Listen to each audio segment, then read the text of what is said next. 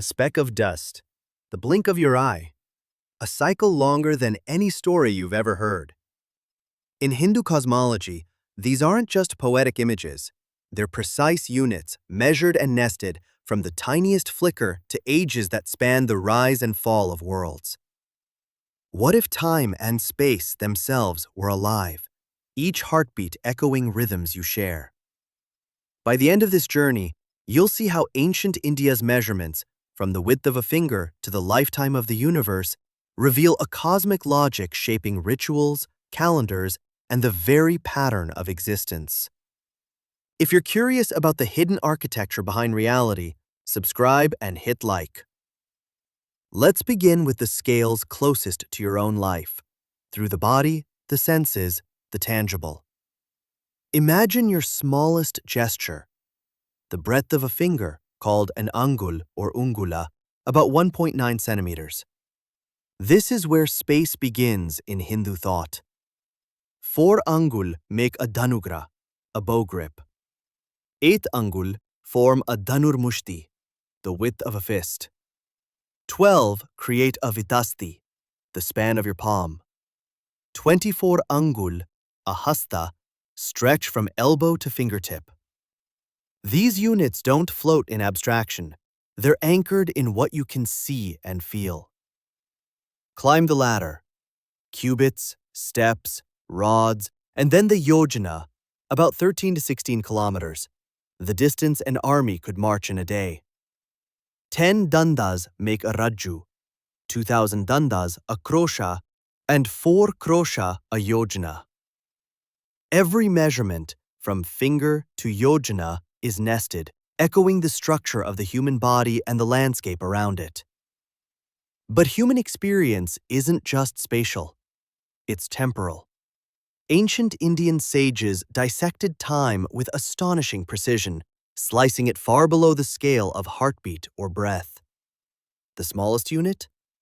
The dhruti. About 29 microseconds, a moment so brief it slips past any awareness. 30 dhruti make a tatpara. 30 tatpara, a nimesha, the blink of an eye. 3 nimesha yield a kshana, about 1.28 seconds. Stack these up. 5 kshana become a kashtha, then 30 kashtha a kala, then 30 kala a gati, about 24 minutes. A day, divasa, ratri, is built from these grains, each counted, nested, and precise. But why such fine granularity? Perhaps it was to sense the pulse of the cosmos itself, to honor the rhythms that underlie the world. Time in Hindu philosophy isn't mechanical. It's alive, ecological, sacred. Each ritu, or season, was personified as a deity. The year, Vatsara, was the ancestor of all beings. 6 ritus, each lasting 2 months, form a cycle through which all of life unfolds, woven with festivals and rituals. The calendar itself was double-layered. The lunar system marks time by the shifting phases of the moon. A tithi, or lunar day, is the interval for the moon to move 12 degrees from the sun, roughly a day but subtly varying. 15 tithis make a paksha, a fortnight of waxing or waning. 2 pakshas form a masa, or month. 2 months create a ritu, a season. 6 ritus complete a year, mapped to rain, harvest, and heat. Yet the solar calendar runs alongside. The year splits into 2 ayanas, Uttarayana, when the sun moves north, and Dakshinayana, when it moves south, each half-year shaping the flow of festivals, agriculture, and daily life. But the Puranas and Vedas didn't stop at the human world. Their vision stretched into cosmic time, across scales far beyond individual life. 12 months make a year, but 4 ages, or yugas, form a Mahayuga. Satya, Treta, Dvapara, Kali, together spanning 4.32 million years. 1,000 Mahayugas create one Kalpa, the day of Brahma, the creator, lasting 4.32 billion years. Night follows, equal in length. And Brahma's own lifespan? 100 of these years. 311 trillion years, a number so vast it nearly dissolves meaning. The scale of the cosmos, too, had its logic. The Puranas describe the universe as a series of nested islands and oceans measured in yojanas. The Earth's diameter was imagined as 500 yojanas, while the distance to the Sun was set at 15,700 yojanas. Space, like time, was built from the ground up, from the width of a finger to the expanse of the cosmos. And it's important to remember, the Puranas, the Vedas, and these systems of measure are not recent.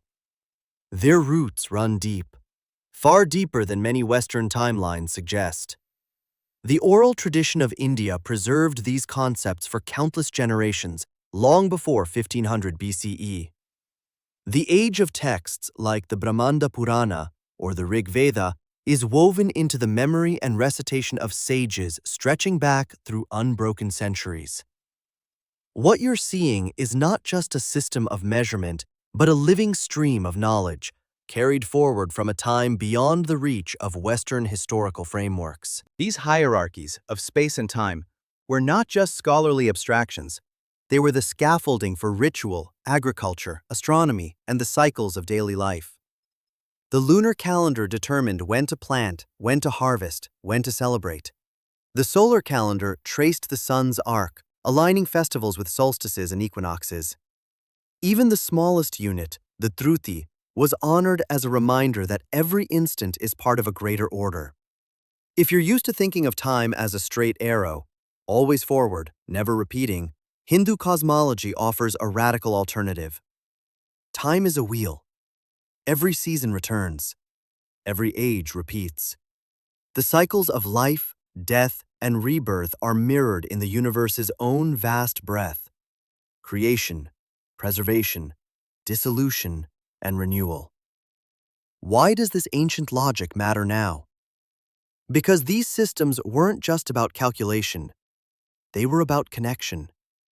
By measuring everything from a fleeting dhruti to the unimaginable sweep of a kalpa, the sages of Bharat bound the personal to the cosmic, the body to the universe, the ritual to the stars. The careful nesting of units in the Puranas creates a world where time and space are not dead abstractions, but living patterns, scientific, sacred, and profoundly human.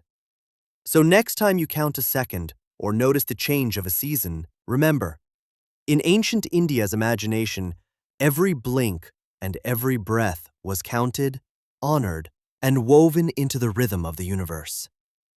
As fleeting as a nimesha, as boundless as a kalpa, both are yours, both are real. The smallest and the largest, measured, nested, and held together in the living cycle of time and space.